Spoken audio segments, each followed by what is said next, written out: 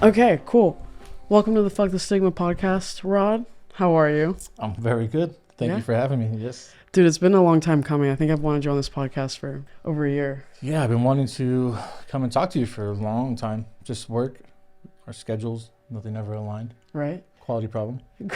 Quality problems. Yeah. We get to have those today. Yes. What are some of the stigmas you've overall experienced in your life? Like what different topics? I experienced, a lot. You're going to start naming them off for me to say yes or no to. Mental health, addiction. Yes. I also think you've experienced things with being a man in itself. Yeah. Because I personally, and I've heard toxic many... masculinity. Yes. That one boils my blood. Yeah, I want to talk about that. Yeah. Because a lot of people say this, and even I believe it as well. You're a teddy bear. Like, you're so nice and soft on the inside, but you have this, like, hard exterior. We're all, kind of two different people, right? When we're behind closed doors with people we trust and we have that feeling of safety, we're able to let our guard down, and then there is that other version of us when you run the streets and in and out of jail and prison and you're living a certain lifestyle, you don't give access to all of yourself to certain people, just it's viewed upon as a weakness and blah blah blah, and that whole poor perception that a lot of people hold on to and won't let go of. The world is a big, beautiful place, and I like to enjoy it and not let a poor perception get in the way of that. Yeah. For sure, especially as you grow up, you learn these ways of protecting yourself. Yes. And you meet people and you're like, oh, I'm not going to show this person all of me. Correct. But I really want to know what that experience is like for a man like yourself. Because I've walked the streets of Venice with you.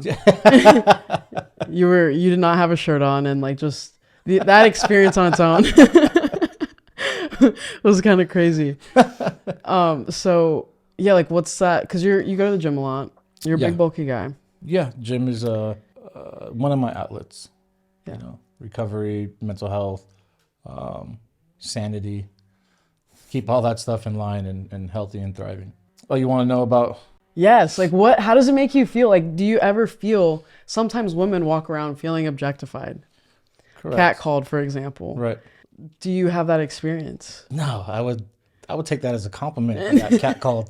I have got catcalled before, but they're from, women that are kind of older than me, and I still take that as a compliment, I think we were riding bikes at Venice with Justin, Jordana, and my girlfriend, and I'm ahead of everybody, and then there's these three older women, in their late 40s, and they're sitting there, and as I'm bicycling up, they look at me and they're like, "God bless America."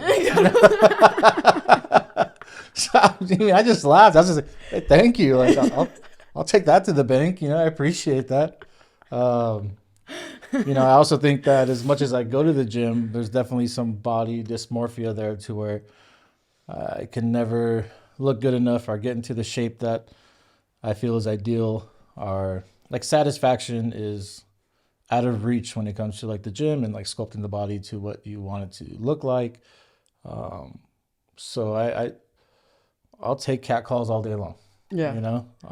As a compliment. That's the thing though, we could look really good, and I think a lot of men don't talk about body dysmorphia. We can look so good to so many other people. I don't think men talk about their feelings really at all enough. Do you don't? No, I've got the recovery has definitely brought that out in me. I've learned the benefit of talking about your feelings and not keeping it all bottled up, Yeah, but a lot of men don't feel that way, especially because you are in recovery. Yeah. I think, how many years do you have? I just took 9 years, November 6th. Dude, I totally didn't wish you happy birthday. Happy birthday. Such a bad, do better, Elijah. Will you do better, please? Here you are, this beautiful podcast. And this is what I'm busy doing. So you're in recovery, 9 years. Mm-hmm. There's a lot of things that get pushed into us, oh, guess what? We can't bottle up our feelings all the time. Right. So you have that asset of being in recovery, and a lot of people on your day-to-day don't. But we also learned why we can't, though, right? Especially early in recovery. Well, early in recovery, my perception is so twisted and I'm lost. Me bottling up my feelings is that one dude in the smoking pit at the treatment center that looked at me sideways, didn't smile or say hi or introduce himself. Now I have built a whole report of that dude in my head, and I fucking hate him, you know, and I want to fucking hurt him now. And this is like my perception when I first got sober, which was all that street gel nonsense, you know, I'm a tough guy shit. Yeah. So I'll plot like, oh, I'm going to catch this dude when he walks around the corner away from the cameras at the facility. I'm just going to open hand smack him across the face with my palm. And if they do a knuckle check, I'm safe. Like, I'm not going to get kicked out because I had prison time hanging over my head. It was a state-funded place, and there's like characters there. And that's what happens when I don't talk about my feelings. And you had never even spoken to this guy once. Correct. And then like he bums a cigarette for me one day, and I talk to him, and he's like a sweet, cool dude. And we're laughing, and I'm just like, wow, I was totally wrong. Yes. You know? I've fallen victim to the same thing. Like, I like resent people I've never even spoken to because I've planted this whole idea of who they are and how they would treat me. right. So tell me a little bit about your beforehands, about you said prison, street life. I also want to hear a little bit about you growing up because I know that story's a little crazy. You did grow up with a father who was... He was a heroin addict, biker, bank robber, had an on-site trial in Orange County in the 70s. An on-site trial means that they're not arresting you and taking you to court, that it's on-site, like with the shootout with the cops. He still has like BBs in his hand and in his arm from getting hit with the shotgun. You know, they called the news team actually during like the shootout at the place they were robbing because there was a SWAT team waiting for them because it was like they were marking the tracks. Like they went all the way up north robbing places and came back down all the way south robbing places. So they stationed themselves at this hotel right off the freeway in Orange County. Like, oh, this is like their MO. They're gonna hit this place, and like my dad and his two buddies ended up hitting that place. You predicted right. Yeah, and that was that. And my dad was strung out on China White, like the real China White. Because what happened is his buddy he grew up with lived a couple houses up, went to Vietnam, the war, and would send my dad these shoe boxes of like 2 rows of Polaroid pictures. And the pictures, my dad thought his buddy lost his mind because the pictures were like of a panda or some dude in the bushes or just, you know, trees and bushes. My dad, and then he would call my dad like, hey, did you get my package? My dad's like, yeah. He goes, hold on to it, stash it, don't touch it. Just, I'm sending you more. And my dad's like, oh, this guy's lost his mind, you know? And I can't remember how many shoe boxes my dad got, but when he came back from the war, before he even went to go see his mom, he went straight to my dad like, hey, where's my packages I sent you? My dad's like, dude, like, go say hi to your mom first. Like, what the fuck? Like, I'll get your packages. He's like, okay, I'll be back in 20 minutes, but get them. So what happened was each one of those Polaroid pictures had a gram of China White heroin in it, you know, and they had a couple shoe boxes full of that. And my dad was 16 years old. So he's doing pure heroin, China White, at fucking 16 or 17 years old. And that's what started his madness. So by the time they ran through all that, they couldn't afford to have it with the dope that they had in the States. And at their age, they're like 18 by now. So they just started robbing people, robbing drug dealers, pulling robberies. And then, yeah, he went to prison. I think they got 5 years. And on the news, they were called the Holiday Boys because they hit so many Holiday Inn hotels. So like I could Google them. Probably, yeah. That's cool. Yeah, that's my pops, you know what I mean? And he got sober like permanently by the time I was 21. What effect do you think all of that had on you growing up? I mean, I went to rehab for heroin at like 19 years old, and we had the family session thing, you remember? You do a family session at rehab, and I refused. My perception was so small at that time, at that age. I thought I knew it all, but didn't really know much, right? Mm-hmm. And I tried to blame him, like, oh, you made it seem like it's your fault. You exposed me. Did it? And I felt bad. Like, we talk now, and I've apologized for that poor perception. You know, I think growing up as a kid, seeing my dad, he was big built, you know what I mean? Had muscles, big guy, tattoos. Other men around him growing up, like, respected him, and you know, he had a presence, you know, and they had the motorcycles, and I still had my mom is an angel, backbone of the family. Without her, I would be dead, or I'd be living in a trailer park, right? Mm-hmm. But I still had a house, still had clothes, we still ate good, but my father struggled with heroin off and on until I was like 21. And what that looked like is, you know, 3 a.m, my mom would throw me and my 2 sisters in the car, and we would drive to, what we call today trap houses. But back then it was, we'll go look at these known houses where people or my dad's friends would be getting high, and we would go driving around trying to look for my dad because he's been gone for like 4 or 5 days. And what would happen is because they just pulled a robbery and they bought a bunch of heroin and coke, and they're at someone's house just shooting up all day. You know what I mean? That went on when I was like younger.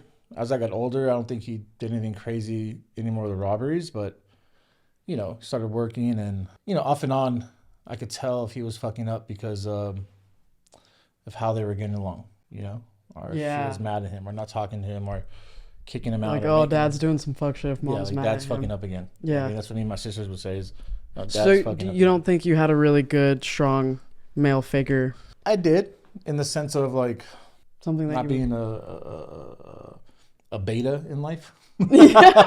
Right? So do you think you've made a point to be like an alpha male in your life? Yeah, if you want to go with labels, definitely. But I also think, we all have Does it bother you bailing? I have a soft side, and I'll talk about my feelings, and I'll process like what's going on, and if I'm wrong, I'll admit it and apologize. And I like to be transparent and like honest, right? And that's stuff that the program has introduced to my life, and I like the results I get from doing that.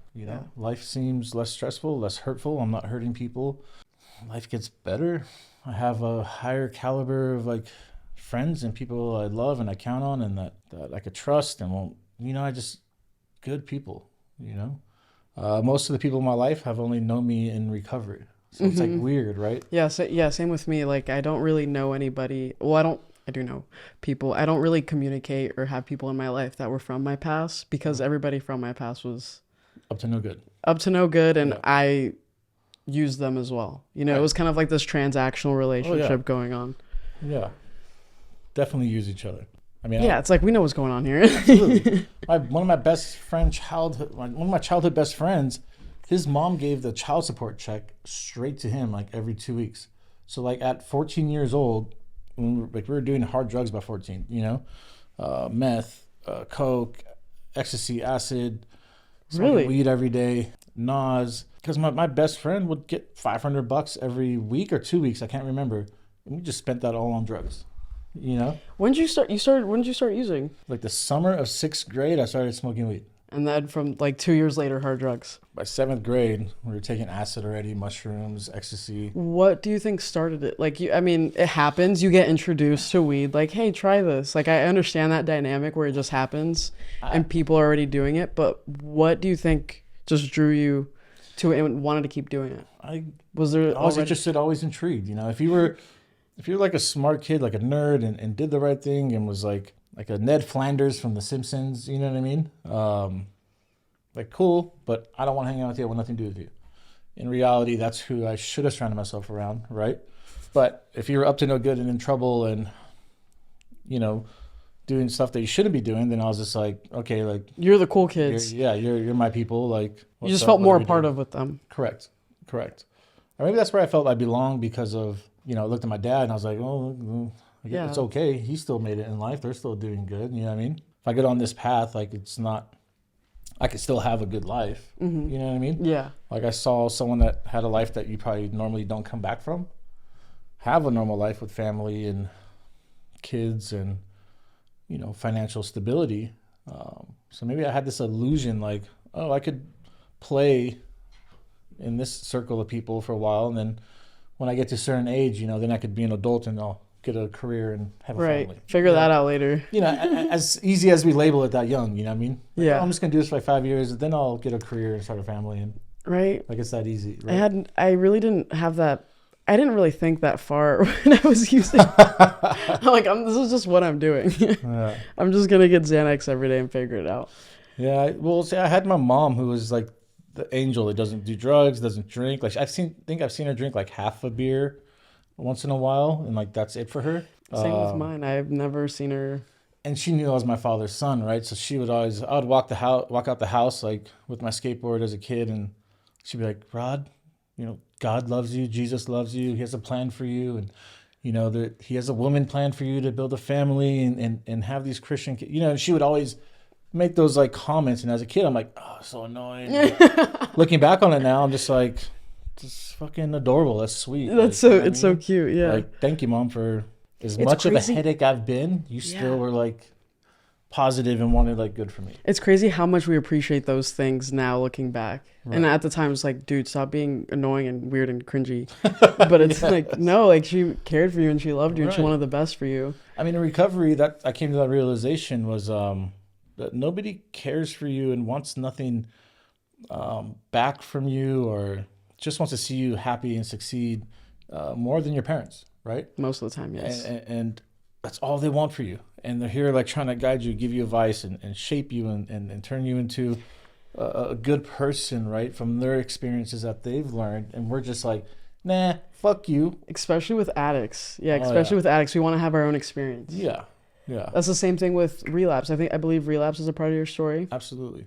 Well, if you even want to call it relapse, right? I used to be a big book thumper, so it might be annoying, but like relapse is really only when you've completed all the 12 steps and taken someone else through the 12 steps and gone through the first 164 pages of the book, then you've generally of service. Then you've generally like completed the program how it's asked of you and suggested, right?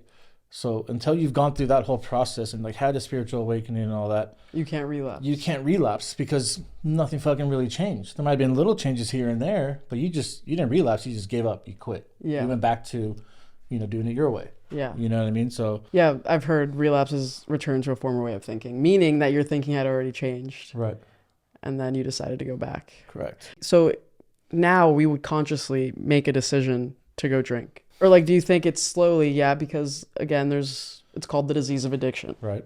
First off, when I heard that, I was like, that doesn't fucking make sense. I don't have a disease. Right. Well, that actually gave me relief. Really? Right. The doctor's opinion, which breaks down the doctor's perception on like the alcoholic and the addict and, labeling it as a disease. When I read that, and my sponsor's like, I'm not going to convince you of this. You need to believe this for yourself, And I love my sponsor. And we broke down that chapter sentence by sentence. And if I had a question or I didn't understand something, he would take the time to help me understand. It gave me a lot of relief because I always thought I wasn't good enough. I wasn't smart enough. I didn't deserve better. I was a fuck up, because I think society and peers have always told me like, hey, Rod, like you shouldn't do this anymore. Do better. Like do it for your family or do it for this, do it for, what I mean? I can never do it for those reasons, So I started to buy into this self-defeating thinking of mine of I'm just a fuck up. I can't stop drinking or using. I can't do it no matter how hard I try, no matter what horrific experience I have that I go through because of the drinking and drugging. Yeah, no matter what consequences, why can't I get sober? Right. So I didn't, so when the book tells me I have a disease and I just didn't know the information to how to treat that disease, it was like a relief. I was like, okay, so I'm not like this fuck up, this piece of shit. That just is consciously making these bad decisions. I didn't know better. Yeah. I didn't know there was a way, or I wasn't open. I didn't get to an open mind place in my life to where I was willing to see that maybe, right? Because I've been in rehabs, maybe like 3 before the last one I went to, but I accepted that and I took that as I got a disease. I just don't know how to treat it. How would you describe the disease? Like, what the fuck even is it? How did I end up with it? Was I born with it? Was I made? Do you believe that? Like, was I made or born an addict? Scientists say that it is like, it's genetic or like all like genetics can play a part. Yes. Yeah, and my mom told me something that like that weighs with me, and this is more of her like, Rod, Jesus loves you, but she'd always be like, Rod, the way you live your life and the choices you make, these are seeds that you're sowing in your heart and that you continue to, she's like, you have these seeds that are sown into your heart because of the life that your father had once lived. You continue to act like this, you're watering those seeds and you're not going to like what happens when they grow, right?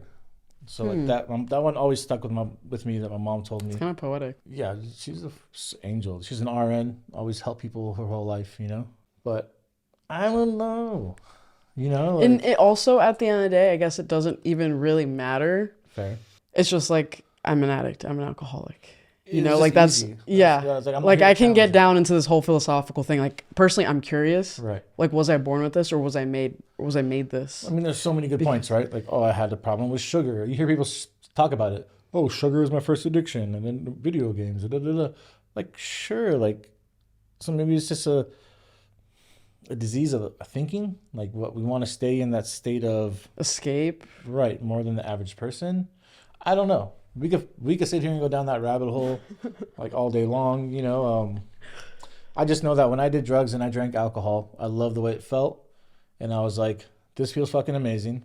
I'm gonna do everything I can to make sure I feel like this all the time, you know. And I guess normal people are like, they'll go to a party, do some coke and drink a little bit, and be like, wow, I had a wonderful time. That was exciting. I'll do it again sometime, and they don't go back to it. You know, I just went to like a normal person party. Party? Yeah. It seems for me, like saying that, it seems weird, but I don't know how else to say it. It's just, I went to a party with people that weren't alcoholics, and there was alcohol there, and just looking at it, I was like, wow, they're just like casually sipping. Like, this is the most sane party I've ever been to in my life. Right. Everybody's there was one person that wasn't calm, cool, and collected. She actually reminded me very much of myself, of just wanting to fight everybody. We're always when she was drunk, hidden somewhere. Yeah, somewhere hidden in there. And I don't know, it was really cool to see of like the different dynamic of people and how they can handle their, like there was designated drivers.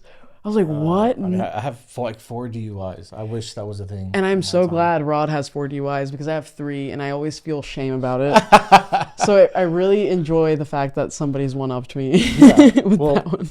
Yeah, one of them, they didn't even, they thought I was going to die, or they were like, this is punishment enough. We're not going to, it was a motorcycle accident.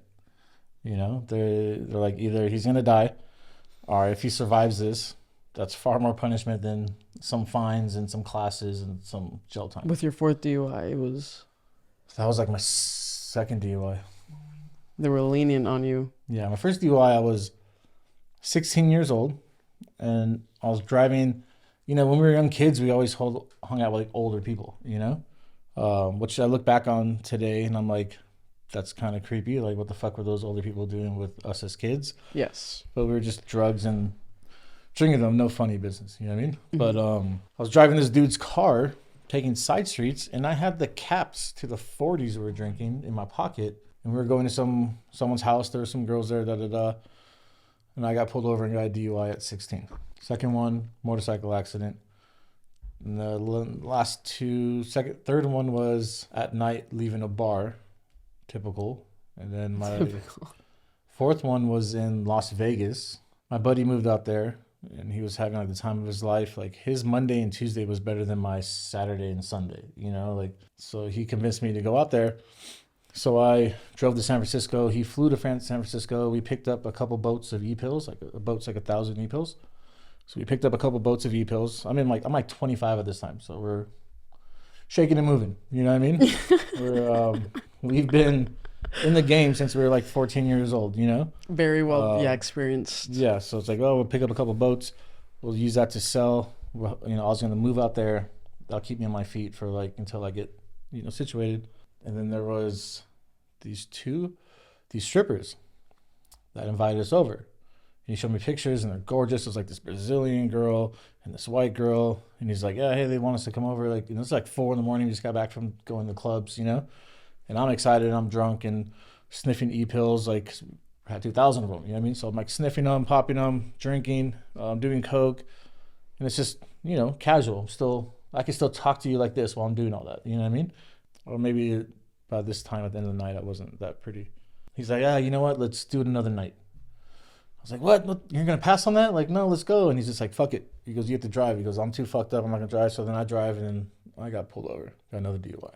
Well, my stories were not as exciting as those. They were very silly. They usually are. Like there's this thing with like I've noticed, like, sometimes in the beginning of my sobriety, I glamorized my addiction a lot because I thought it was the most amount of fun I'd ever had in my life.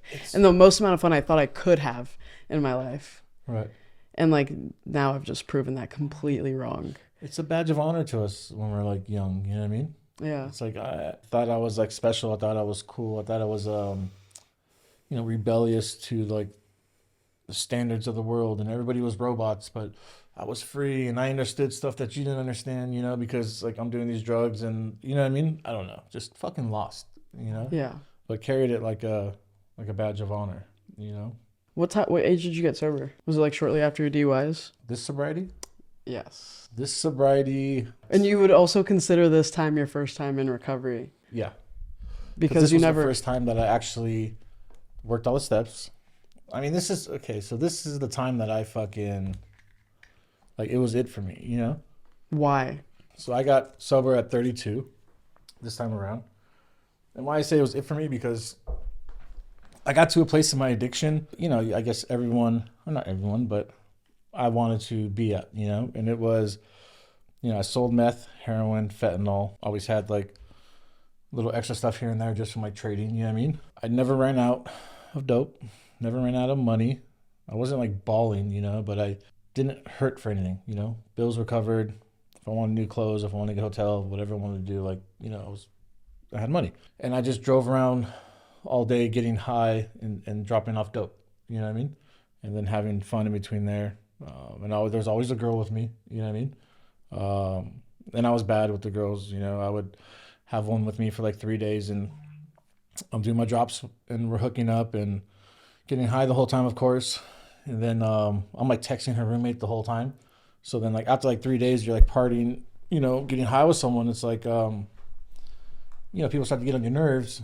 So I'm like, all right, like I'm gonna drop you off at home now. You know what I mean? Like, yeah, you've had a free ride for 3 days. You know what I mean? I've fed you, paid for everything. We've been hooking up and getting high the whole time for free. And then I'll be go drop her off, and then like she's walking up to her place and her roommate's walking down, and she's like, oh, I'm leaving. She's like, where are you going? She's like, oh, I've been talking to Rod for a couple of days. I'm gonna go with Rod. You know, she'll just look back at me and just be like, fuck her. Like, it's just like, dude, you're not my girlfriend. Like, what? Do you think that followed into sobriety? It didn't for you. Not right away. Not in this sobriety, or not in the beginning of my sobriety, I should say, actually. Because I mean, sex and love addiction is a whole other thing. Yeah, it's a thing a lot of people, a lot of addicts and alcoholics struggle with. Absolutely. I struggled with it like 5 years sober. Yeah. You know what I mean? 4.5 years sober. I struggled with that. Beginning of my recovery looked like because I got to a place, like when I got sober, it was like I had that moment that I think a lot of us have, right? And I got busted. They found the dope. I'm going to jail, and I'm like, oh, I'm gonna go back to prison, right? Like I always thought, like, okay, I lived with this trust fund baby, right? When I was doing my thing on this last run, and I just gave him everything that cost to live there for free, and he inherited like this nice house in South Pasadena from his parents. Family had money. He was like smart and educated, bisexual dude, tall, funny, but a good dude, good heart, right? Like I trust him. And he always had girls over at his house, so it was like fucking winning, right? I'm like waxing my truck. I have like my lifted truck, you know, like waxing it at 4 in the morning. You know what I mean? Because I had this theory: if my truck's always clean, like they're never gonna pull me over, and everything looks, you know. I was fucking tweaking, and you know. Yeah. And he's like, he comes up to me like, he's like, Rod, like, what do you want to do with your life? And I'm like, you know, when I get out of prison, I'm gonna go back to rehab and like try to like do things the right way. And I'll never get the look on his face because he had like this stink face look, and he's like, that's the stupidest thing I've ever heard. And I was just like, bro, you don't get it. Like, I don't run out of dope. There's always a girl. There's always a house to go to. There's always something to do. Always have like cash on me. Like I can't stop. Like, you know what I mean? Like, I can't stop. Even if I wanted to stop, I can't stop. You know? And I got to the point to where like I couldn't even stay awake more than a day. You know, and I'm literally getting high from the moment I wake up to the moment I go to sleep, like pretty much all day long, you know? You know, I got to this place where I thought that's what I wanted. I was like, oh, cool. I could just coast and stay getting high for free and have money and girls and, you know what I mean? Like fun, right? Just fun. You remember like when you would party hard and then maybe like one day out of the week, you would finally get like 8 hours of sleep. But, you know, so I would have like those nights where I get 8 hours of sleep. And I was somewhat sober when I woke up, you know, and like reality would be sinking in of what I'm doing in my life, where I'm going, how old I am, like, and it would be like, I'm like, dude, I'm going to be that dude living in a trailer with like 5 teeth left, selling dope to kids. I'm going to be fucking just a loser. You had like a reality check moment. Right. And I would have like, you know, these emotional mornings where I'm like crying, like thinking about like, fuck, like this is, you know, where your life's at, Rod. Like you're fucking a loser. Like this is horrible. Like this wasn't the plan as a kid. When I was a little kid, the plan wasn't to be fucking smoked out the fucking game, drug dealing, drug addict, piece of shit. You know what I mean? You know, and as I'm like fucking having these moments, I'm getting high in that process. So it's like, it's the insanity and then of it. as soon as like the fucking drugs would kick in and do their job, I'd be like, oh, I was acting like a little bitch. Like, that was weird. Like, what was that? You know what I mean? I'll go right back to the madness. I just had that moment in county jail where I prayed to, what was it? At that time, it was the creator of the universe, the creator of all things good. Like, whoever you are, whatever you are, I'm praying to you. You know, because I don't ever want to, I will do whatever I have to do to never come back here again, never be around these people again, never live the way I was living again, hurt the people that care about me again. I'm done. I will do whatever I have to do, right? And this little voice in my head says, go back to AA. Now I'm on a 3-year run of fentanyl, meth, and heroin. So in that detox in county jail, I take that as like a sign from a higher power. Like, I'm like, okay, fuck you. I'm going to go back to AA. And when it doesn't work, I'm not going to feel bad about drinking and using, and I'm just going to be that dude in a trailer selling dope, right? All right. Yeah. You're like, I'll give it one more shot. Right. Because in my head, I did the typical thing. Oh, I tried AA, but no, I sat in AA and I fucking picked and chose what I was going to do. And I basically just stayed there until I got so uncomfortable that I wanted to go use, right? I wanted some relief. So that was like my plan. And when I got arrested, they wanted to send me back to prison for 3 years. And my parents weren't going to help me, so there was no lawyer. I had a public defender. She's like this old white lady. And she's like looking at my case. She goes, oh, yeah, like, you know, they're going for 3 years. They want to send you back to prison. And I was just like, I'm like, okay. I'm like, oh, well, like, I figure I'll go get healthy.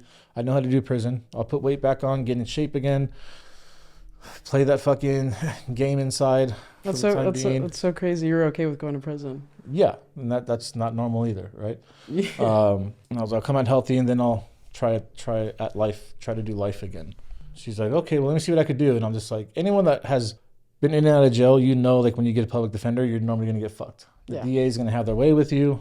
You're screwed. Yeah. So I'm just like rolling my eyes like, okay, lady, like, you know, and just sitting, waiting. She comes back and she goes, you never used the drug program. I'm like, no. Like, what? You know, she goes, I got an offer for you you could do this thing called drug court, and it's 18-month program, and you'll get released to a treatment center from county jail, and you have to complete everything. It's very strict, and not a lot of people pass, and not a lot of people make it, and you don't have to go to prison. So I'm just like, okay, God. Like, you know what I mean? Like, that's what I wanted. Take it. Like, I'm going to skip the prison part and go straight and get help, you know, because I didn't have insurance. And the way I grew up and the people I was around is like, you don't go to rehab, like, you know, get it was unheard of. Yeah. So I got this God shot that I took it as, and I walked into this state-funded treatment program called Impact. And it's like 150 people, 75 girls, 75 guys, extremely strict. And I got to work, you know what I mean? Linked up with the sponsor and did everything that fucker told me to do, you know? And you gave up everything you wanted to do. Right. If he told me to eat horse shit every day, I would eat horse shit every day. Because my idea was like, it's either this or going back to the way I was living. I know how to do what I was doing easily. What I don't know how to do is live an actual fucking life. Correct. That's what I thought as well. Right. It's like I know how to get high every day and just be miserable and literally do nothing with myself. Right. The illusion of happiness. Yeah. Temporary happiness. Yeah. And it fucking worked. When I did everything, I stayed away from girls for the first year, which is, you know, highly recommended and very hard for Rod. Very hard. It was hard for me, but I did it, you know, and I dove into the steps and I dove into the process and I asked questions and I applied. The biggest thing is I actually applied it in my life, right?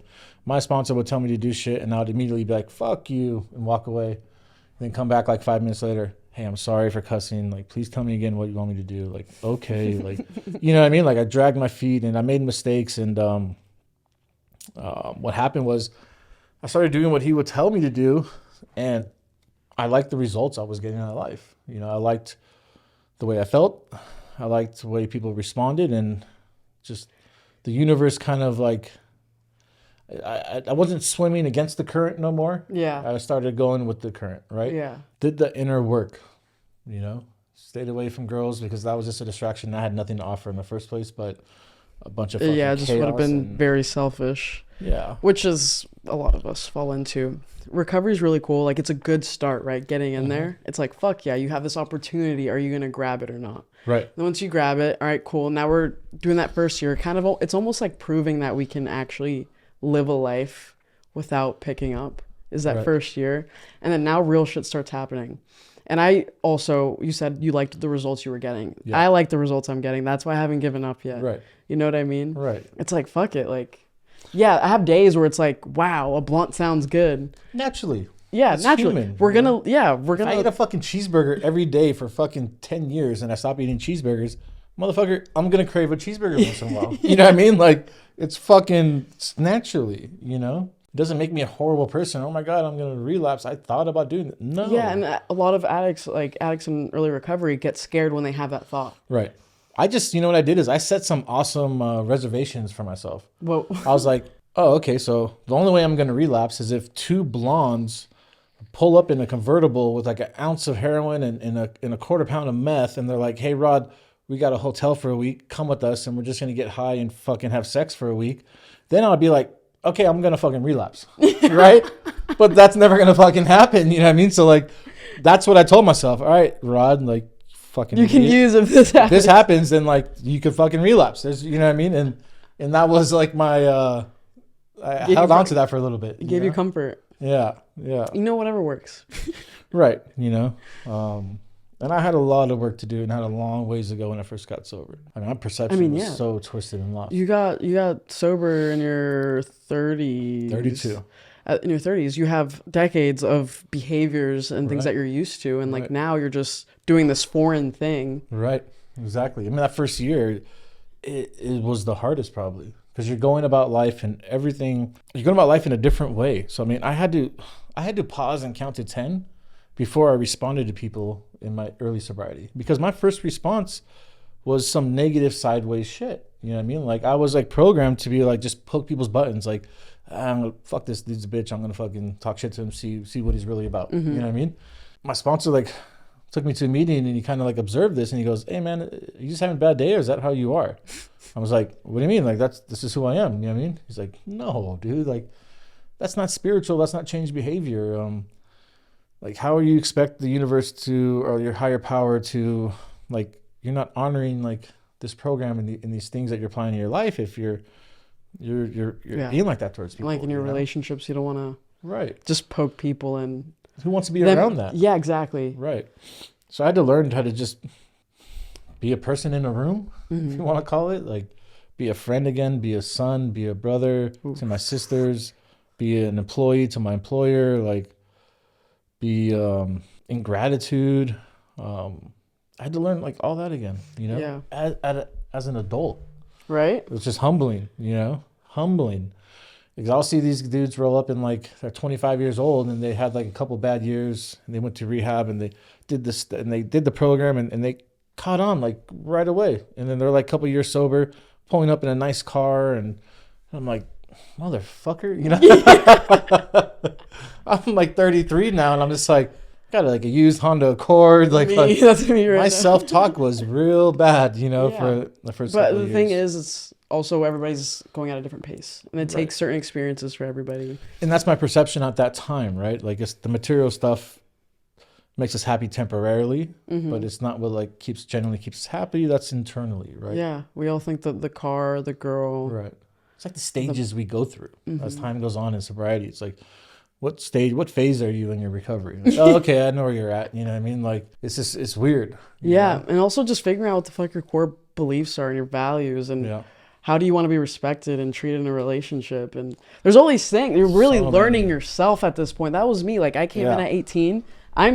Who the fuck am I? You know? True. Like 18, I was still discovering myself. Dude, I was like learning your daily life things. I didn't know what a deductible I mean, was. 18, I thought it was cool to put like an E-pill in a girl's butt. Like, that's where my head was at. You know what I mean? Like, Yeah, it's like that's where, that was where my head was at 18. Like, it's not, you're doing great. You're doing amazing. I'm jealous. Thank you. Hey, you're better than me. Yeah. You know, I don't know what happened, but it stuck. It stuck. I'm telling you, I liked the results I was getting. Yes, absolutely. And I had nothing, no hope. I had nothing going for my life back back in North Carolina. Right. I was like, dude, let's just try something new. Fuck it. Right. I had nothing to lose. That's the thing. I had nothing to absolutely lose. Why not try this? And I enjoyed it. But look, something else I want to ask you, though, yes, is with labels. So you said something earlier about if you want to label it, but do you find like an importance in labels? And like at the end of the day, we have to identify things, yes. But like with addicts and alcoholics, it's almost like, you know, in meetings, we're like Lisha alcoholic, Rod alcoholic. And it's like the first I struggled step. with that because, so I thought I was special. So I would say drug addicted alcoholic, because drugs were a big part of my story. So was alcohol, you know? Mm-hmm. But do you think that it's very important to identify as? Some when people I was newly don't. sober, yes. When now looking back, I can't walk into a program that's been around since like 1939 and generally have an opinion on what they're doing is right or wrong when there's evidence of all the people they've helped, right? Of course. Like even now, like I don't like if they want me to call myself fucking doo-doo head, like yeah, you're okay, saving fuck my it. life. Like I'm gonna call myself doo-doo head. I get that 100%. Right. But I'm kind of trying to go more in an angle of like a lot of people, of course, the word addict and alcoholic is stigmatized. Yeah. Like we have this even before we came in. Like in your addiction, did you identify as an addict or alcoholic? Both. Yeah. You know? Oh, in my addiction before I got sober? In your addiction, yes, before you got sober. Or did you think you were separate from them? Well, there's always those levels, right? Like I'm like, oh, I'm better than them because I'm not fucking sticking a needle in my arm and digging and fucking picking my face and look like shit. Like I'm a better type of user than them. So I mean, I'd be a hypocrite to say I don't like labels because I've participated in them. You know, I've used them.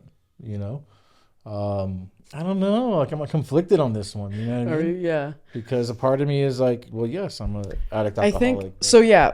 So what my opinion on this? I don't think I'm the same person though that I am from when I first got sober. Yeah.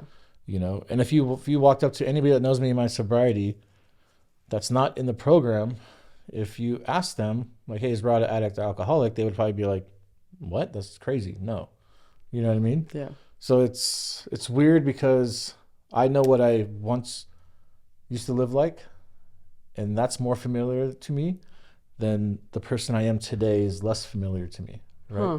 So like people that have only known me in my sobriety, their perception on me is like baffling. Like, wow, that's what you really think of me? Like, thank you. Like, that's very sweet. But I don't share that same perception because of the life we lived for so long before I got sober. I'm more familiar with that person than I am with this new person. Of course. Sobriety. Also, at that party I told you I went to, the normal person party. Oh, there's something I want to share with you about that, bro. Okay. Keep that pinned. Okay. So I was like, yeah, I'm an alcoholic. They're like, how are you an alcoholic and you're not drinking? Right. So it's like, I think it's not always common knowledge that you can be an alcoholic and sober. Those behaviors are still there. You know what I mean?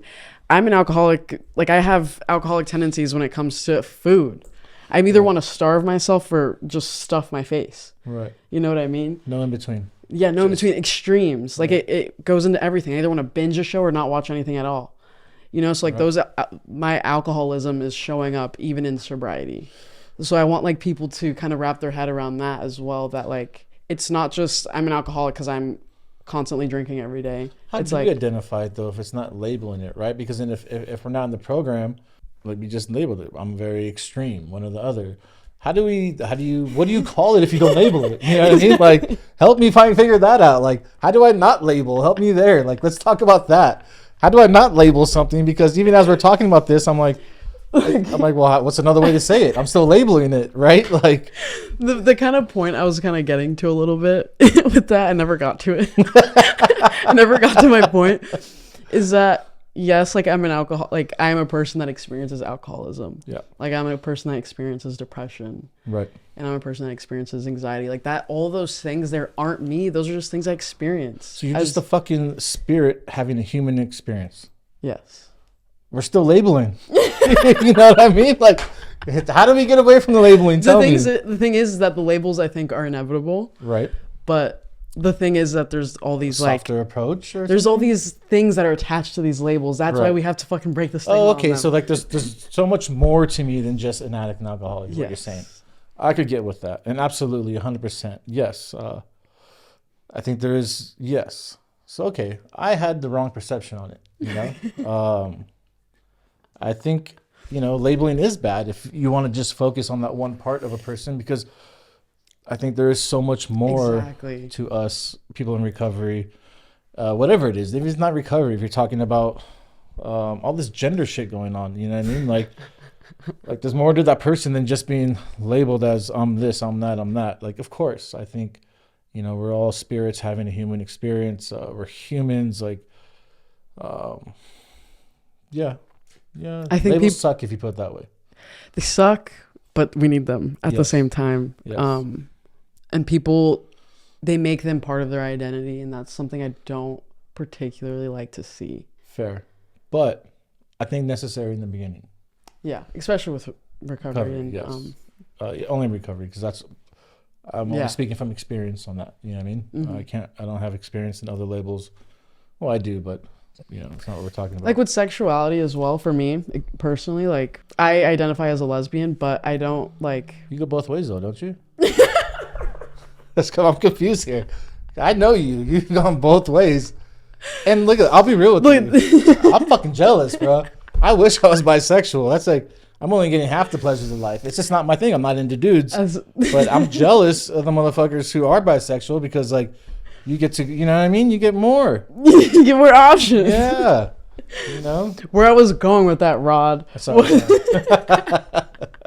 was I don't think that's like all of me. You know what I mean? I don't Absolutely not. Be like, hey, my name's Leisha, and I'm like, gay, by the way. That's like saying like I like pizza. Yeah. I like to eat a hamburger. Yeah. It's like, cool. I just think there's a tendency for people to make things like that. For example, their sexuality and their gender. It's those people's fault though, because if someone's gonna like if I say I'm an addict, and by me saying that, you insinuate that that's all I am, is that really my problem, or is that something that you need to work on with yourself? That you accept the fact that like, no, that you can't see that there's definitely more to me as a human. True. You know what I mean? So once again, it's like, why are you pushing that on me? That's something you got to look inward in. And I think that's what is fucked up with a lot of people, is everybody wants to do this, and not everyone's willing to do this. Well, what's my part?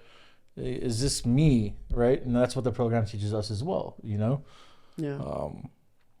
Why should I have to change my vocabulary because of your lack of self-awareness or insight, and understanding? Ooh, that's a good one. Like, and there's so many more important things going on in the world to like complain and whine and bitch about, like fucking homelessness, people starving, fucking abuse, like people are physically being hurt right now, right? War, like, I mean, there's so much more important things going on, and someone has the audacity to, like, I don't like your label. It's like, like, fuck. Yeah, dude. I think I'm at a point where I just respect it. I'm like, right. Okay. You said you had something pinned in your head. Did you say it? Yeah, I was when you talk about going to a house party and being around alcohol and being like, wow, like I don't want to get up and drink that. Like, you know what I mean? I have a bottle of Patron in my freezer. Really? That's probably been there for like 6 months. Really? Yeah. My girlfriend is a normie. You know what I mean? And you know why she's a normie? Because that bottle of Patron has been there for 6 months. You know what I mean? Like, that's what, like she'll make a drink. She'll drink once or twice a month. Make 2 little margaritas and she's good, and it's fucking adorable, right? Yeah. And to me, that's like baffling. I'm like, whoever wanted to just have 2 drinks, you know what I mean? When you start feeling that way, you don't want to keep drinking to keep that feeling going? Like, what? I don't understand. Swear, that was my experience at that party. I'm like, how are you guys just not like getting wasted right now and don't want to? And I like my ice cream, so I see that bottle all the time, and I just every time I see it, like I smile and I laugh. I get a sense of pride. You know what I mean? I'm just like, I don't care for it. You know what I mean? And that's cool though, because also some people I feel like they have to guard themselves away from it. Fair. Like, I can never be in the beginning it's very important, but at some point, like we are in the real world, alcohol is very out there and socially acceptable, and it's also very hard for alcoholics because I guess it could be a trigger for them early on to like always see it around. Yeah, I mean, in the beginning, I think it is very, very important to be cautious of that, but if you're multiple years sober and you're still like, oh my God, I can't be around it, then like you're missing something. Like you've missed go get a new sponsor or go have a new experience because like you missed something because, you know, we're promised that we could walk free in the world and be anywhere without, you know, Anywhere a normal person can. yeah, and that's true. I don't want to give like it that much power. Like it doesn't have that much power over me anymore, you know? It's not as appealing. I more feel sorry now for people that live their life for the weekend to go to bars and drink, right? Because it's like, if you really break down the process, it's you're going to work all week and then you're going to go to a place where you don't know everybody. You might know a couple people. It's loud. It's annoying. People are stepping on your shoes, bumping into you. They're drunk when they're talking. They're like spits like getting on your face from slurring. You're being overcharged for the alcohol. Like you're spending a ridiculous amount of money for mixed drinks when you could have bought like probably 5 bottles with the amount that you spend in one night drinking. And that's your source of fun. That's you living your life on the time that you have on this planet. You're just going to spending it in a bar for the weekend. It's sad more. And I say that only because I did that for periods of time, right? And reflecting, it's just like sad. It's like a waste of time. It's like, you know, here's birth, here's death. You know, here you are in the time frame that you're going to be on this earth. This is all the time you have left on here. And you want to spend it hanging out in bars on the weekends on your free time?